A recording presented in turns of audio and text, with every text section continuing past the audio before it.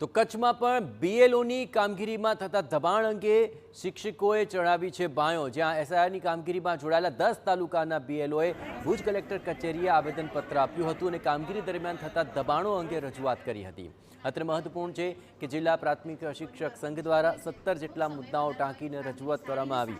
અનેક મુદ્દાઓ જેમ કે સાંજે 6 વાગ્યા પછી બહેનોને ઓફિસ બોલાવવામાં ન આવે, ટાર્ગેટ અંગે દબાણ ન કરવામાં આવે, સેક્ટર ઓફિસર તેમજ બીએલઓ સાથે રાત્રે 10 વાગ્યે ઓનલાઈન મિટિંગો કરવામાં ન આવે, તેની સાથોસાથ બૂથ પર પ્રાથમિક શિક્ષકો સિવાયના સહાયકો આપવા આ સહિતની માંગોને લઈને રજૂઆત થઈ હતી.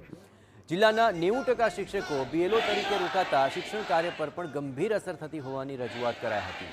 બીએલઓએ કચ્છ કલેક્ટર પાસે યોગ્ય કાર્યવાહી કરવાની માંગ કરી છે. કે કામ કરવાની ના નથી, પણ અમને ધમકી આપવામાં ના આવે અને સાંજે 7 વાગ્યા પછી બોલાવવામાં ના આવે. સાથે સાથે શિક્ષણ ઉપર જે અસર થાય છે એનો કંઈક રસ્તો કાઢવામાં આવે. અને ખાસ કરીને બહેનોને જે તકલીફ છે એ બહેનોની એવી માંગણી છે કે અમને અમુક આવા તત્વો છે જે મેસેજ કરે છે અથવા ફોન નંબર જે આપવામાં આવ્યા છે એના ઉપર કંઈક કાર્યવાહી કરવામાં આવે. અમુક જગ્યાએ રાજકીય લોકો છે જે દબાણ કરે છે એને પણ સૂચના આપવામાં આવે કે ભાઈ એને દબાવે નહીં. અને મેઇન ખાસ સૌથી વધારે કે રાતે 7 વાગ્યા પછી અમારા કર્મચારીઓ હવે જશે નહીં, અમે કલેક્ટર સાહેબને કીધું છે.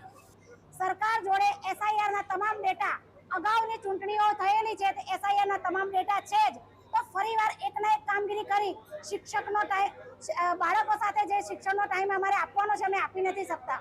અને બીજું કે અમે ફિલ્ડમાં જ્યારે કામ કરીએ છીએ ત્યારે અમારા જોડે ઘણા બધા પ્રશ્નો ઉપસ્થિત થાય છે કે બહેનો જ્યારે જાય છે ત્યારે સિટી એરિયામાં ઘણા પ્રશ્નો થાય છે. તેમની સેફટીનો પ્રશ્ન પહેલો છે, એના સાથે અસભ્ય વર્તન થાય છે, એમને જનતા કોઓપરેટ નથી કરતી અને ઉપરથી અધિકારીઓ અમને દબાણ કરી રહ્યા છે. તો આ પરિસ્થિતિમાં એક લેડીઝ કઈ રીતે કામગીરી કરશે?